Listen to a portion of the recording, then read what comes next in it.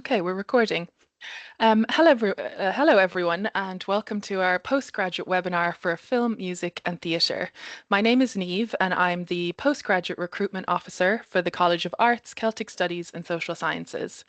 Before we get started learning all about our programs, there's just a couple of housekeeping bits. So this webinar is being recorded and we will send the recording out to all of you after the event so you can refer back to it at any stage if there's any bits that you missed. And we will be taking questions at the end. So throughout the whole webinar, if there's any question you have about a course or anything about UCC, just pop it into the chat and then we will get to them at the end. We have an excellent lineup of program directors who are going to talk you through all of their different courses in a moment. But first, I just wanted to give you a very quick highlight overview, introduction to UCC and Cork in general, and then we'll get into the programs. So firstly, UCC was originally Queen's College Cork and it was founded in 1845, so quite a long-standing university at this stage. The campus is based across 42 acres of woodland grounds, and but it's also only 15 minutes from Cork's vibrant city centre. So students really like that you get the best of both worlds. There's loads to do in Cork in the city, but the campus is more quiet and tranquil, which really helps when you're trying to focus and study. So some key facts about UCC. At the moment, we're home to over 25,000 students. 5,000 of those are international students from over 100 different countries. So it's a really diverse student body, which is something we're very proud of. We are also one of the greenest campuses in the world. We've got over 5 green flags for our sustainability, which is something that's really important to the students and the staff at UCC. It's something we're really proud of. Outside of your academic study, there's also loads to do. So we've got over 100 societies and over 50 clubs. So no matter what your interests are, there's a community for you, which is really important because it's not all about studying. Here's a little overview of the UCC campus. As you can see, it's right along the River Lee, which is lovely for a sunny walk. Towards the middle there, you'll see the quad, which is the oldest and most historic, iconic building in UCC. It's where everybody gets their graduation photos taken, but it's also considered bad luck to walk across the grass before you've done your final exams. So if you join us in September, that's definitely something you might want to bear in mind. All around the quad there is some key buildings that you'd spend a lot of time in, things like the Boole Library, the Student Centre, lots of learning spaces. And then at the very top left, just about 10 minutes walk from the quad, is called the Mardyke Centre, which is where all of our sporting activities go on. So whether you want access to the gym, to swimming pools, to tennis courts, you'll find them all over there. And it's very popular with the student body. And now, if you're coming from outside of Ireland and you don't know, UCC is based in Cork City, which is in the county of Cork, which is the southernmost county in the Republic of Ireland. So on the map there, it's the very bottom right, the sunny southeast. We're lucky that Cork has an airport that's only about 15-20 minutes drive from UCC, and it's a gateway airport, so you can get to the UK and to Europe and beyond all through Cork, which is really handy.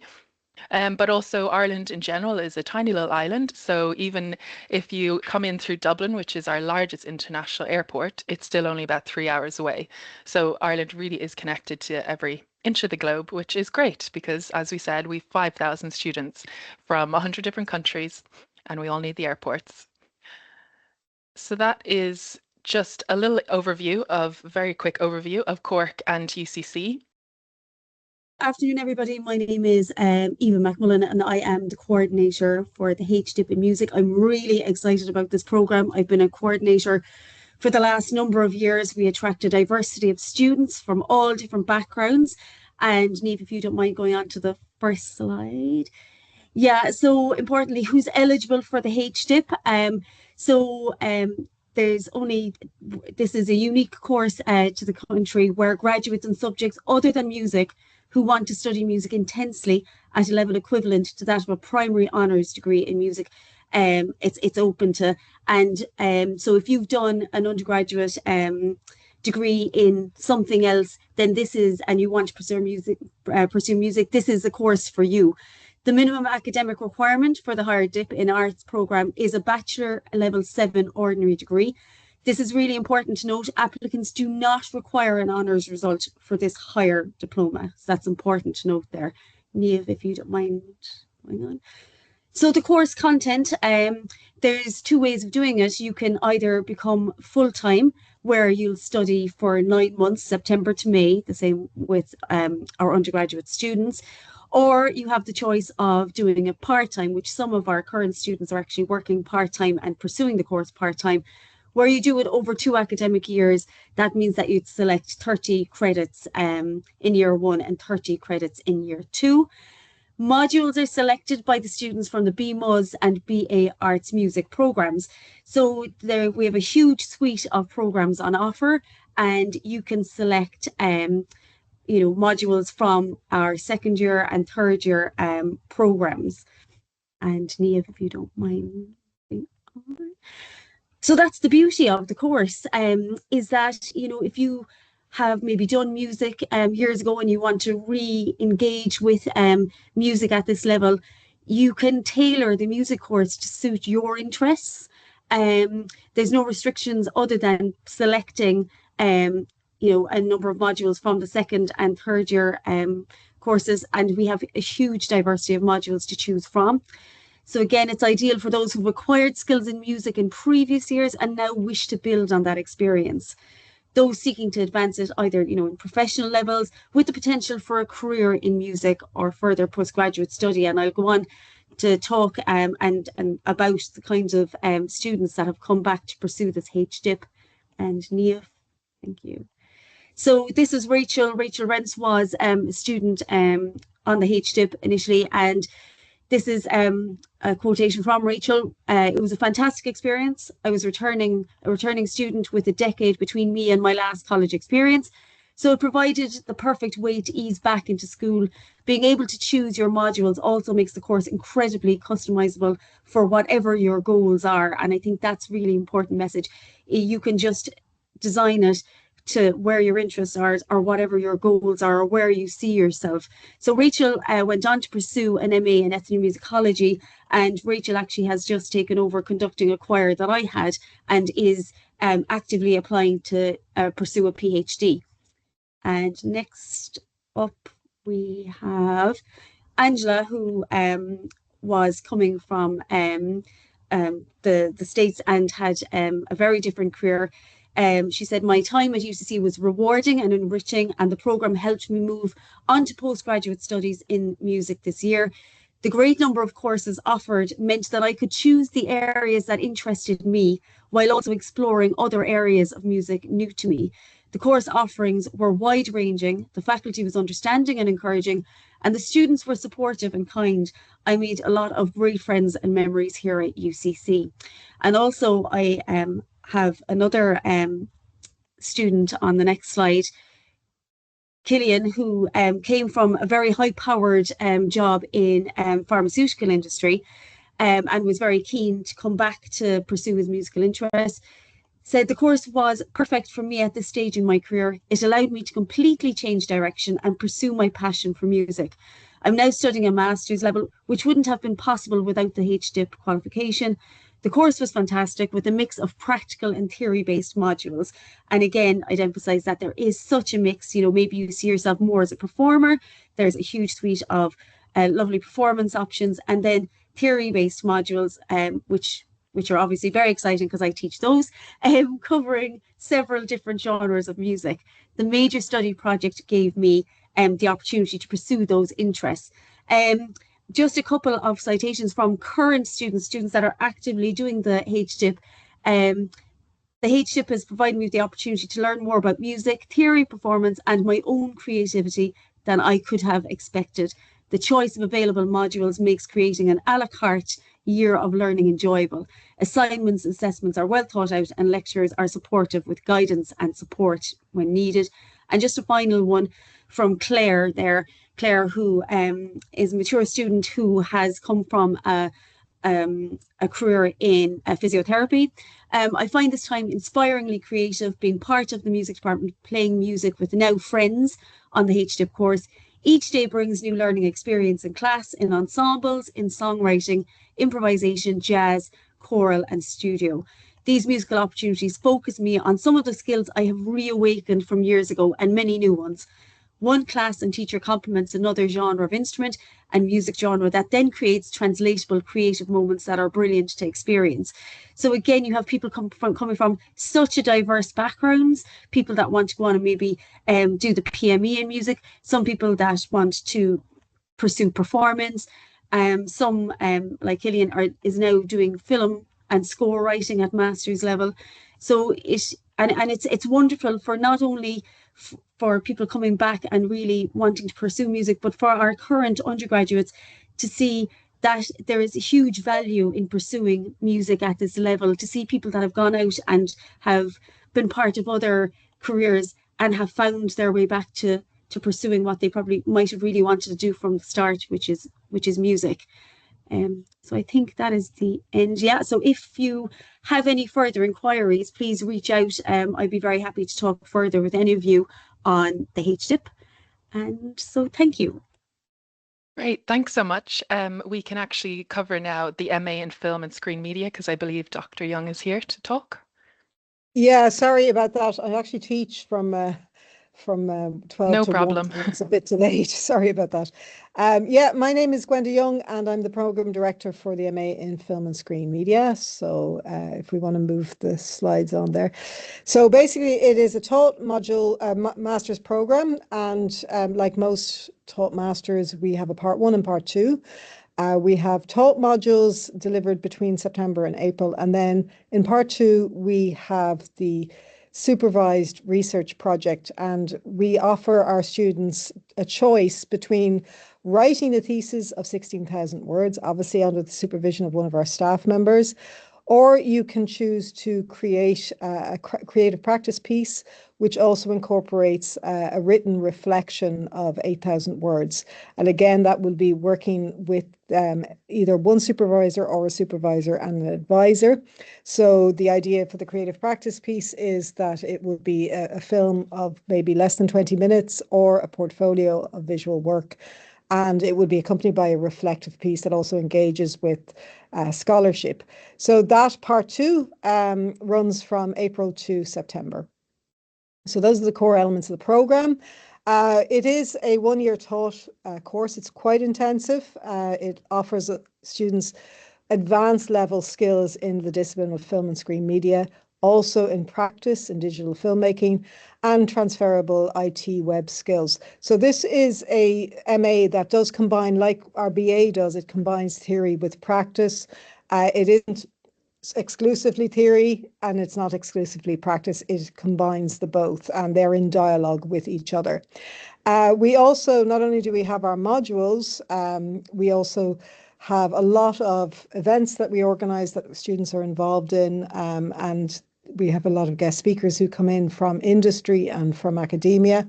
And some of our students also get involved in a kind of voluntary way in cultural projects, film festivals. So, for example, the Fastnet Film Festival, there's also some involvement with the Cork Film Festival, and also even projects such as the Dragon of Shandon, which has been a project that's obviously a long-standing community event that our students have been involved in that as well. So they very much, we really offer this kind of immersion into the world of writing about film, thinking about film, researching film, and also creating films.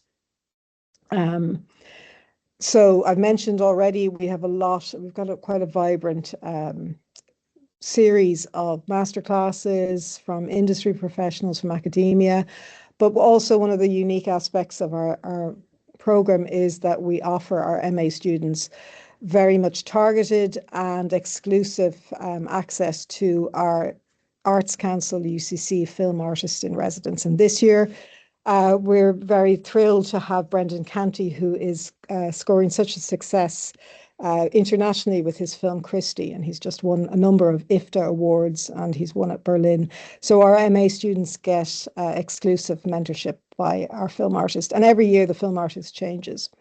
We're also partners with external partners such as the Lux Audience Award, which is run by the European Parliament. And our students serve on a jury alongside other students from across Europe, judging a number of films for the Lux Award. And the next slide. So it's the idea behind the program is that it is reflecting the broad spectrum of the research interests and the profiles of our staff. It's very much an advanced level program in terms of equipping students with advanced knowledge of history, theory, analysis, aesthetics of international film, of film history, as well as with emerging fields like screen media, but also advanced level skills in digital filmmaking. To come on board the program, you don't have to have had practical filmmaking. You can get the basics as well as then more advanced skills. So we are trying to offer really something that is, to quote the slide, simultaneously extensive, eclectic, and in-depth. I've mentioned already that we offer students a kind of a degree of choice in terms of being able to tailor what they get from the program. So obviously all the students are enrolled in taught modules. There is a degree of choice within those modules that you can choose certain option modules, but you also get to choose what your final project will be, whether it be a written thesis or a creative practice piece. And just on the slide there, you can see yourself are some of the core modules that we have, which include digital filmmaking, archives, music and cinema, and also Irish cinema. So there's just a little bit more of what this really reflects, I guess, the broad spectrum of interest that we have within the staff body that teaches. So those are some of the topics. And just to kind of go through some of the application requirements, we do require a 2-1 degree in the humanities. For the most part, those that do apply for this program have done some undergraduate media or film modules. Some will also have some practical experience. They may have built up a portfolio. The other application requirements, we require 2 references, and one of those should be from an academic source. We also ask applicants to submit a personal statement, which can be a really useful and really important part of the application because it allows the applicant to really express what they hope to get from the program, what they want to bring to the program. It can also give them the opportunity to talk about what they've already learned in other programs. And some of our students come from our own BA, but we have a lot of international students. It's a very varied student body usually in our MA degree. Also, the other elements that they're transcripts, language proficiency certificate, if that's applicable. And we also welcome a link to a selection of work that the applicant may already have done. So that could be anything from academic writing to script treatments or multimedia work. And then there's the other things which are probably general to all the taught MAs. The applications are through the UCC Apply portal. And just to, I guess, reiterate that we make offers on a rolling basis, and therefore people can apply even if they haven't finished their degree, because we can make a conditional offer. And that's some of the practicalities that we are happily, we're pretty healthy in terms of numbers. We've got 16 places on the program, and we do get quite a lot of interest. So that's why we always encourage people to apply early, and we will return decisions as soon as we can. And very often they might be conditional offers, but there's nothing stopping people from applying, even if they're finishing off their degree. So the next slide, I think. And again, this is probably just general information. We have some scholarship opportunities, including the Putnam Scholarship, which is open to a number of different scholars, but also some information about the fees that we have there. And that is, I think, all we have. We have on our website is quite detailed. We have a lot about graduates and what they talk about the program. They talk about what they're doing now. And our graduates have gone on to develop careers in filmmaking, journalism, writing, teaching, cultural festival roles, Some of them have become film festival programmers. Some of them have gone into teaching. Others have gone into other areas, but generally speaking, we seem to have. Hopefully, we've had some happy graduates. They seem to be quite content with the program. So if you go onto our website, you can find out a bit more about what our graduates are now doing. So I think maybe that's the last slide. Yeah, great. Okay. Thank you so much. That was really informative. Thanks. Now we will move on to the MA in Irish Traditional Music. Thanks, Niamh. It's a pleasure to be here presenting our programs to you. Niamh gave us some historical context to UCC there. What you might not realize is that Irish traditional music has had quite a presence on campus for 104 years at this stage. So it only took us about 102 years to develop an MA program in Irish traditional music. It's a very new program. We're in our second year, and I will go through some of the components of the program. If we could just jump slides there, please, Niamh. So this MA program, rather than maybe force students to prioritize either creative practice or academic scholarship, what we focus on here is a healthy combination of both. So we like to work with performers and encourage them to engage with research and vice versa. Researchers who will engage with creative practice. So we don't see as one being more valuable than the other. It's essentially a place where you combine those identities as an artist and as an academic scholar as well.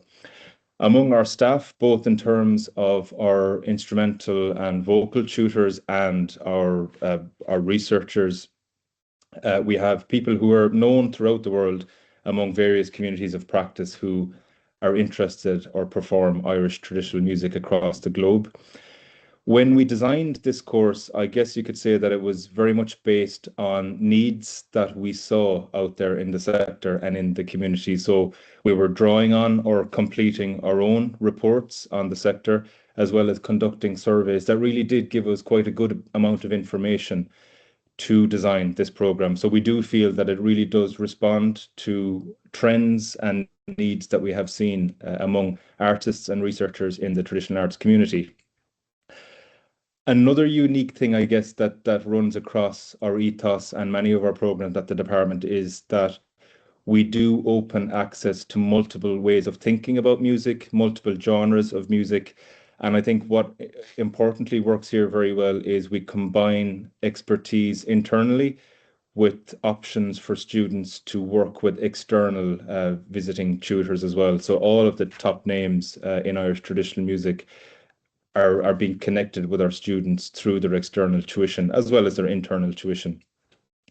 As part of the program, we have what we feel is a progressively broad range of elective modules where potentially with approval, a student can take pretty much any elective module available throughout the department and the school, and in some cases across the university as well. We, on the top floor of the building, looking out over Cork City, we have our well-established UCC Irish Traditional Music Archive, which is home to over 3,000 pieces of traditional arts ephemera, but recordings, publications, a lot of field recordings actually that have been conducted by students over the past 30 years.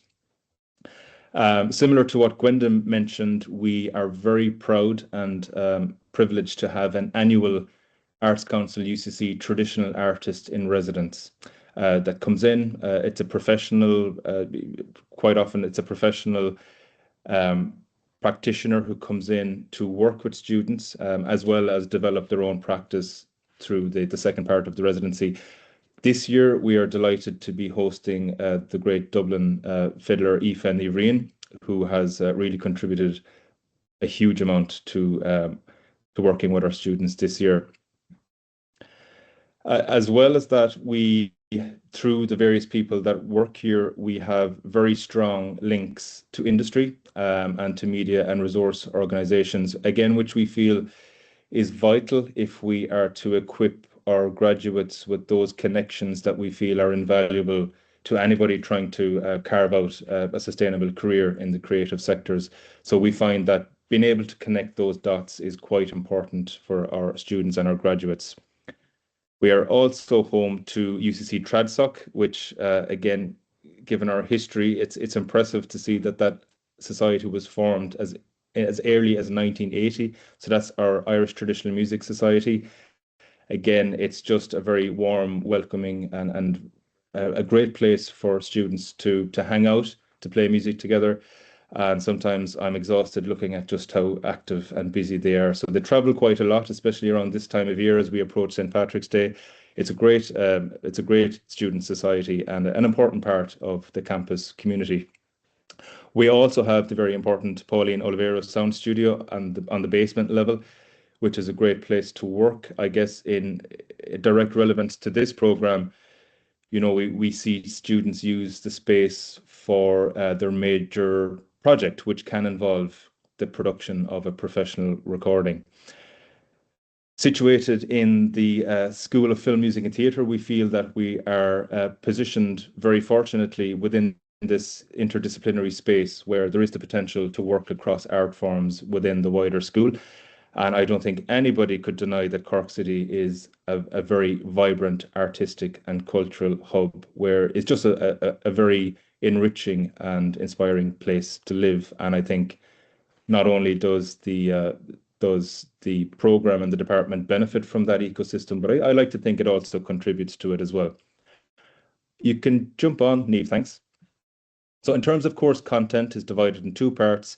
You have in part one, a combination of core modules for 45 credits. Then you have the choice of choosing 3 elective modules, again, from a very, very broad and long list of electives that span topics as diverse as professional development, composition, studio production, applied music theory. And part 2 is generally what happens in semester 2 through to the summer, where students take a major study option. Now, this option can be what we'd call a conventional dissertation. It can be an archival project. It could be a professional recording project. And that's what students tend to focus on over the summer months, again, with supervision, depending on the topic that the student has chosen to pursue. The next slide, please, Niamh. So in terms of entry requirements, pretty standard across the department. So we require a second class honours grade 2 in a primary honours degree in music or a related subject. Given the profile of the applications that we attract, you frequently see maybe professional level practitioners, artists who may not have met the eligibility requirements, but can demonstrate RPL or equivalent learning, equivalent experience. And so that process is there for those who may not otherwise meet the eligibility requirements. In terms of English language requirements, we use the general university approved processes. As part of the application, we requested students submit a portfolio, and this generally is 3 examples of previous work. So in the case of somebody maybe who hasn't actually acquired an undergraduate degree already, we might ask for a piece of writing to demonstrate the kind of experience or potential that candidate might have. In usual circumstances, it's to get a sense of the artistic merit or potential of an applicant as well. And then what would happen following, just before an application is formally accepted, we would interview shortlisted candidates, and that would give us an opportunity to hear the ambitions that a candidate might have from taking the program. Thanks, Niamh. So where do our graduates go? It is a very new program, but we have seen already that people who take this course tend to go on and continue performing on a professional capacity. They work in composition. They stay on, take higher degrees, continue with research and academic work. They move into education, arts administration, the media, music industry, cultural heritage, IT and music technology, and many stay on to pursue further education at doctoral level as well. Thanks, Niamh.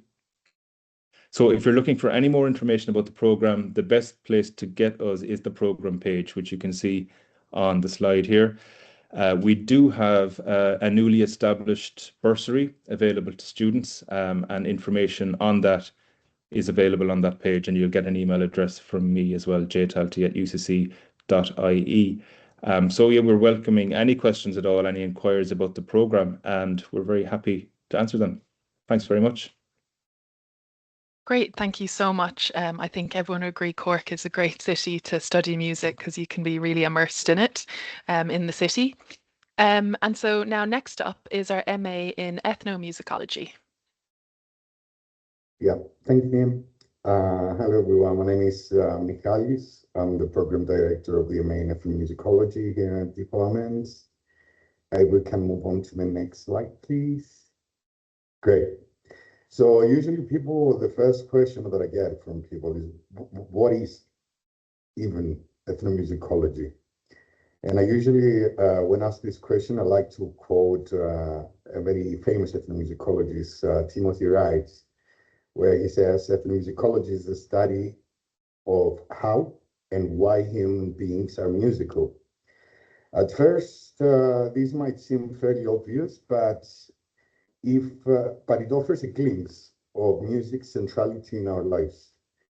I'm not talking simply about the fact that music is listened to and played pervasively, or from wedding to funerals, plays an important role in our experience of the world, nor even about the fact that music we engage and how we engage can very deeply express who we are, but also that outside of some frame of art, as in I will play a song for you, musicality underlies pretty much everything we do, from the way we speak to the way we rock babies. And so the study of ethnomusicology has extremely wide-ranging implications and applications. If we can change slides here. Yeah, thank you. So all these stuff are very evident in our program, in ethnomusicology here. We emphasize learning, of course, through performance, which means that students study and engage with various kinds of performance practice. But of course, we also have our seminar formats, which we encourage student input and emphasize and encourage that, and that hones analytical and communicational skills for them. Maybe we can move on to the next one. Thank you. So a little bit of the course outline. There is an option of 1 year full-time and 2 years part-time in our case. And as the rest of the programs is usually spread into 2 parts. The accreditation, where you need to succeed by part 1 is delivered through different seminars or practice performance modules. And then the part 2 is your research project, where I'll come to this in a bit. I want to emphasize here the performance practice aspects of stuff, which is very important for the ethnomusicology program, which they vary from Japanese and now even Balinese gamelan, from Burundian drumming to Hindustani sitar, from Japanese shakuhachi, and as Jack mentioned, a plethora of Irish traditional music ensembles that we offer as part of the program as well, and even more that I can't list today for you. I'm sorry, but you can find that online. Right. For the research project, there is, again, the freedom of choice of what direction you want to take your dissertation or your thesis. It can be an applied ethnomusicology project. We had instances where students chose to submit a film, or ethnographic film, or a more performance-based ethnographic applied project, or the traditional pathway is usually a dissertation. And in any case, whatever your choice is, it will be very well supported throughout the year and throughout your academic journey from an assigned supervisor to you. And if we can move on to the next slide, yeah, thank you. And also, usual question I get is, what can we do with this program? Where does it take us? So some career opportunities and transferable skills that you can take in the real world. I've listed some for you here. We end up with some of our students and our graduates usually working in creative art and cultural industries. Usually, lots of people take this further for PhD studies, where we always welcome and support you doing just that as well.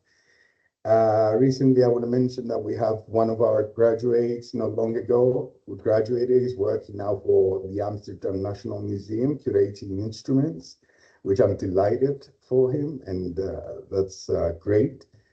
And I know lots of students that graduated and worked in as part of NGOs as well. Right. I will encourage everyone to go to our website. There is a detailed explanation of how the program is structured, what's needed, the inquiries, and all. There's lots of testimonials there from graduates and students and examiners and people who had some experience to an extent with our program. And of course, I will welcome anyone who has any questions to contact me directly. The process of application requirements doesn't vary from the other programs, so I'm not going to repeat what was said. And yeah, feel free to contact me. My email is on the website. I'll be more than happy to answer any questions. Thank you, Neil. Thank you so much. The variety of performance options sounds really, really interesting. So next, we're going to hear all about the MA in Music and Cultural History. Hello, everyone. I'm Melanie Marshall, and I'm a musicologist. I direct the MA in Music and Cultural History. And you might indeed be wondering, what is music and cultural history? So it's musicology, basically.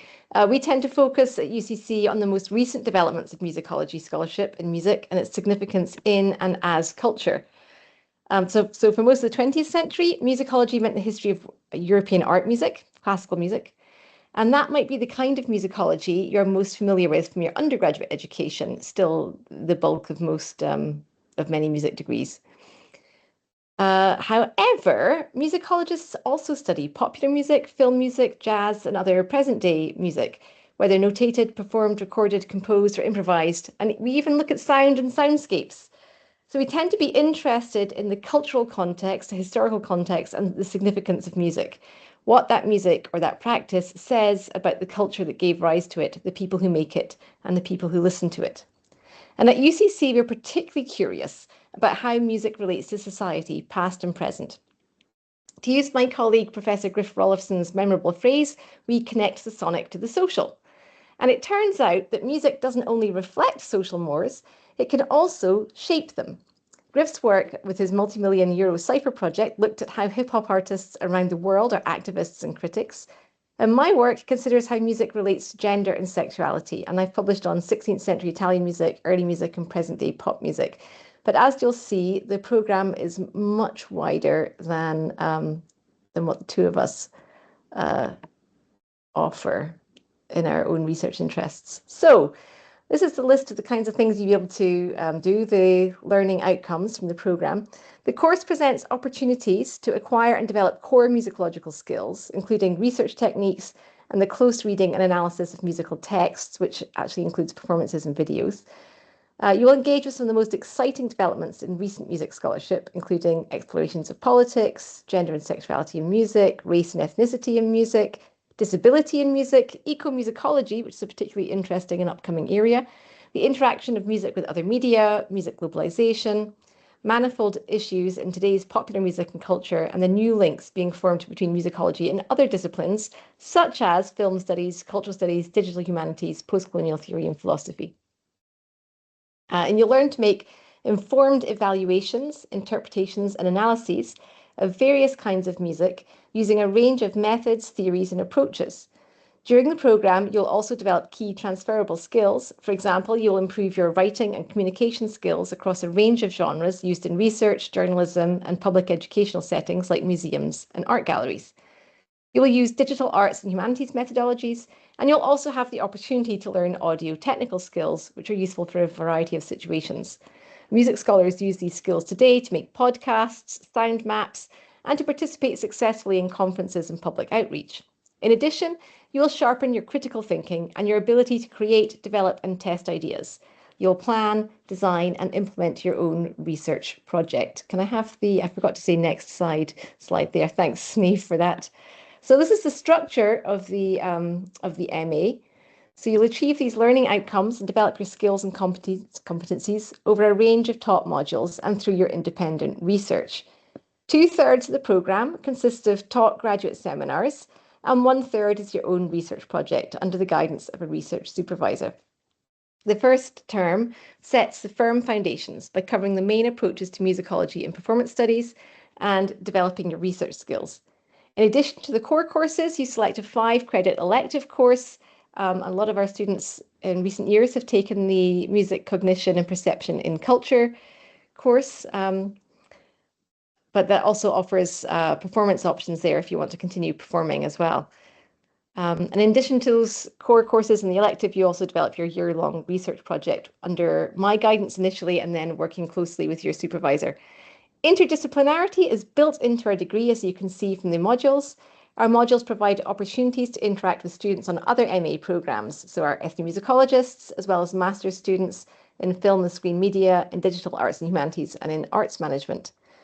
The programme design requires students to address several of the UN's Sustainable Development Goals as they relate to music and musicology, most notably those connected to gender equality, social justice, inclusion, and arts and culture in sustainable environments. We want a more just and equitable world, and each of us can start with our direct sphere of influence, whether that's how we ourselves make music or through our thinking and communicating. Our students who are working as private music teachers, performers, or critics, for example, can take immediate steps to improve equality and sustainability through decisions they make around the music they use or focus on in their work, as well as how they nurture their pupils. All our taught modules are seminars, which means that you will be engaging in active learning. You'll prepare for class in advance by doing any reading, listening, viewing, or other required activities. And in class, you discuss the materials with your fellow postgrads and your lecturer. You'll be an active participant in seminars and discussions, listening, summarising, contributing, and asking and answering questions that prompt deeper consideration or reflective practice. We build knowledge and understanding through an iterative process, usually starting with individual contemplation, sparked by reading or video or music, proceeding to collective discussion, and then continuing with independent reflection and so on. So even if this method of teaching seems rather informal, in fact, these conversations are crucial to your learning because you need to use the ideas to understand them and develop them and come up with new approaches. Can I have the next slide, please? Thanks. So this gives you an idea of some of our recent topics. You can see Chicago house music there, ecomusicology. We've got some classical music topics here as well. Amanda Mayer's music, countertenor and sopranost voices. And in fact, that was a really interesting one as well, the deafening silences of women's voices on Irish radio. So actually, the absence.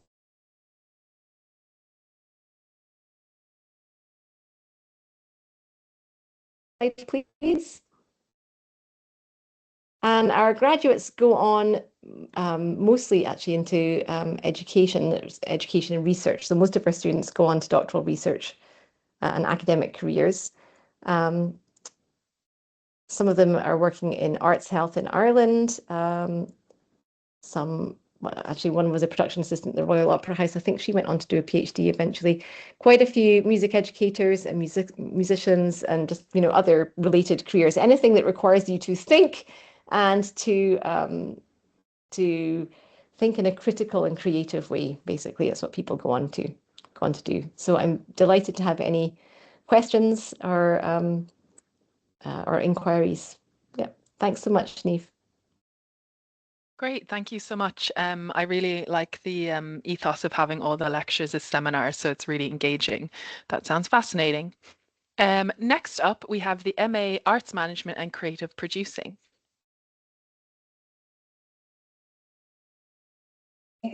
Hello there, I'll try that one again.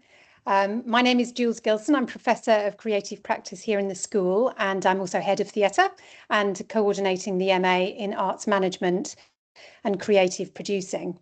So this MA, I suppose, is quite unique amongst the collection of MAs that you have here because It was developed in its core with the Cork Opera House, and our relationship with Cork Opera House is really core to its delivery and its engagement with students, and even in terms of how the students go on to work professionally afterwards. It's fundamental to the programme that we have that partnership, and the teaching and the production of our mini festival, which is one of the major ways that students put their learning into practice, is a core part of the work that we do with this MA. Our graduates are really in demand nationally and internationally, and we've got a strong sense of the work being very industry based and outward looking at the same time as kind of looking in detail at the theories of cultural policy and how to be an arts administrator. So interestingly, with this MA, its focus on the industry is really kind of played out concretely. There, within an Irish context, there's a significant lack of good producers, and so we have a high employment rate for students who have graduated from this MA. If you're interested in this MA, I'll go, in this few minutes that I'll be talking, I'll go through some details, but I would just say that if you're in Cork City or in Ireland, we actually launch our mini festival in 2 days' time at the Opera House on Thursday, the 12th of March at 4 p.m. And anyone is welcome to join us for that launch of our mini festival that the MAs in Arts Management and Creative Producing for this year are making. The actual festival itself happens on Tuesday, the 31st of March, and you would be welcome to come to that also. So just to go back a bit more about the details about the MA, hands-on training with Cork Opera House, and that's really distinctive within Ireland and internationally because Cork Opera House is the largest venue in Cork City. It seats 800 people. It's both highly commercial but also very interested in arts practice. So it's a very busy venue, and the kinds of learning that we're interested in developing with Cork Opera House really kind of embed this MA within a learning theatre, which is our ambition that Cork Opera House would be. You have regular access to industry and experienced teachers. So we have a lot of people coming into the MA from industry, not just from the Opera House. And also, as many people have said before in this webinar, we're a really lively city in Cork. We've got lots of festivals and we go and see lots of work across genres for this MA. It's also a very international MA, both in terms of the people who teach, but also the people who participate. And we have lots of field trips, visiting lecturers, symposium, and so forth, and as well as the seminars within the university, like FUAM. Could I have the next slide, please? Thank you. So this is an outline of the courses, of the modules that we have on this MA. You can see there at the top, there are 2 modules which are named in relation to Cork Opera House. And one happens in the first semester, one happens in the second semester. As I've mentioned, the first semester is often preparing students for the mini festival, which is happening very soon for this year's cohort. So there's a real sense of bringing together all of the theoretical and practical knowledge that the students have developed during the MA, but also that they bring to the MA. So I should also say that our students, some of them have quite significant experience in some aspect of event producing or cultural policy, and some have none. And so we manage that kind of difference, but it also, that kind of difference of experience is really useful when you're actually putting a festival together. So then we have some theoretical modules to do with producing and curating, sorry, and then we have a research methods module, which feeds directly into the final thesis. We also have a module on artistic leadership and also dialogues on culture, which is looking specifically at cultural policy. There are a couple of modules that take place in the marketing department here at UCC, and that's strategic management, and for this semester, digital marketing.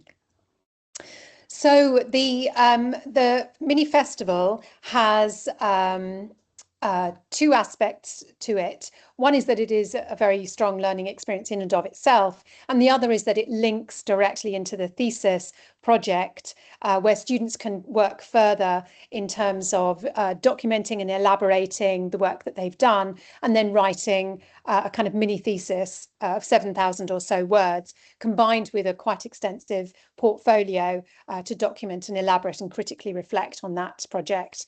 The other important part of the second part of the MA is our placements.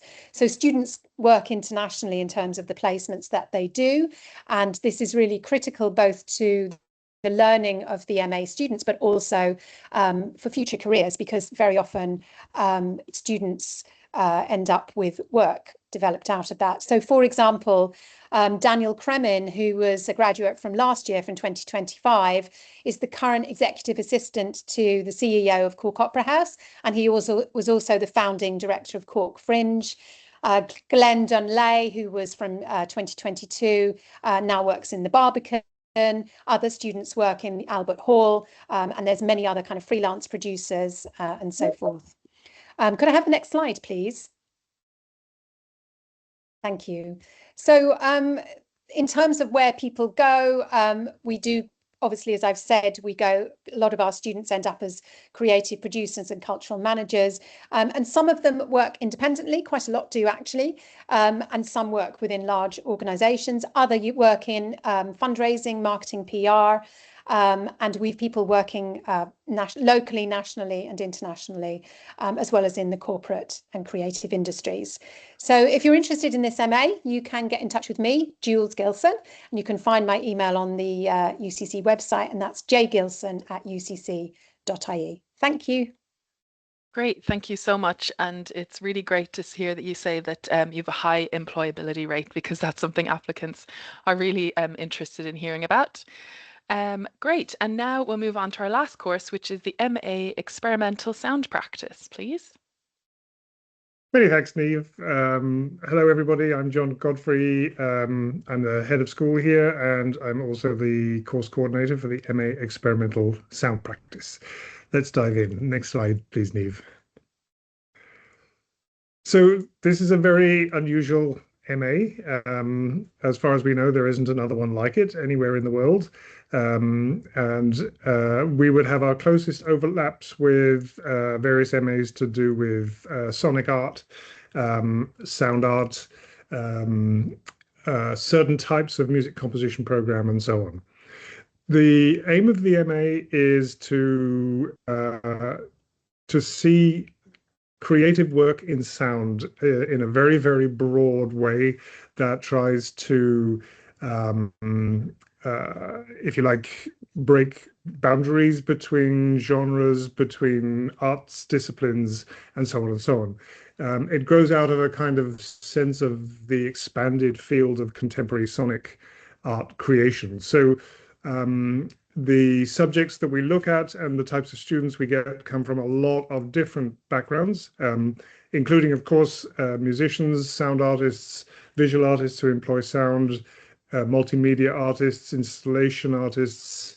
We've had quite a number of film and theatre sound designers, including one very well-known Hollywood sound designer. Also performance artists, field recording, computer programmers who work for the purpose of sonic creativity, those who are interested in sound, creative sonic work as connected to philosophical or healing practices, and so on. So it's a very, very open resource, a very open degree that will be attractive to people who are working creatively with sound in a great many different disciplines. Next slide, please, Niamh. We very much think of what we're doing as being an adventure, an exploration. It should be made clear that this is absolutely not a degree that is about training in commercial musical practices, or even really training in any conventional practices. It is about bringing together a lot of different practices and looking at them in a very adventurous, inquisitive, open way to encourage people to develop creative practices that are curious, investigative, and brave, thoughtful, essentially to open up your creative practice to a kind of open energy that will allow you to bring all sorts of different ideas together. Next slide, please, Neve. So talking about careers that come out of this degree is a little bit strange because it is is in one sense it's very unspecific about what it's about, but in another sense it is very, very focused on what it's doing. But past students that we've had have come into us out from art, music, jazz, and experimental popular music. We've had free improvisers, as I said, film and theatre sound designers. We've had sound engineers, experimental video makers, creators of multimedia and installation art, dancers, those engaged in philosophical and spiritual practices. And what tends to happen is that we have this fantastic melange, this incredible exchange of ideas. The people who've come into us develop all kinds of new ways of approaching their practice. Sometimes what happens is people go back to the practice they came out of, but with a very much deeper sense of what they're doing. Sometimes people have gone into different areas and taken different paths. This is really a degree that is about the development of your personal unique practice, and the uniqueness of the practice is a very important part of it. Many people have come to us also for the purposes of expanding their creative repertoire. So, for example, the film sound designer I was talking about is, of course, a top-class professional in his field.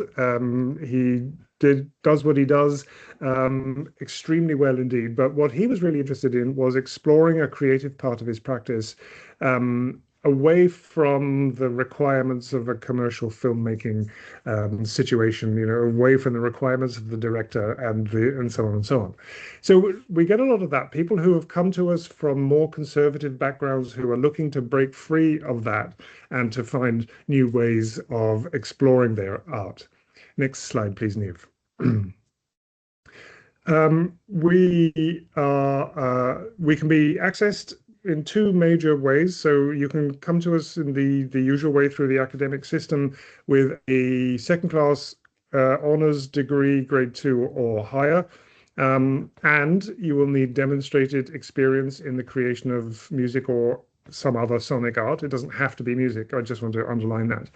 The degree may be in any subject at all. So if you've done your first degree in computing, but you are also very interested in experimental dance music, then you would be suitable to this degree, potentially. The other path to us is through recognition of prior learning. So if you are active as a sonic art creative of some form with a good amount of professional experience and a solid portfolio of work, then the access to the degree is potentially open to you too.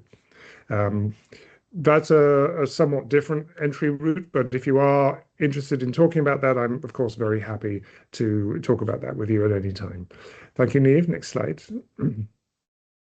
The degree contains 8 taught courses comprising a great many different things, including interactive music and video technologies. And I just want to stress that we look at technology from the viewpoint of its application in a creative practice, not as a study of the technology per se. We also look at experimental music, creative work with field recordings, sound art, improvisation, the building of personal sound-making devices and instruments, music cognition, and you also can choose a couple of electives from courses available across the whole university.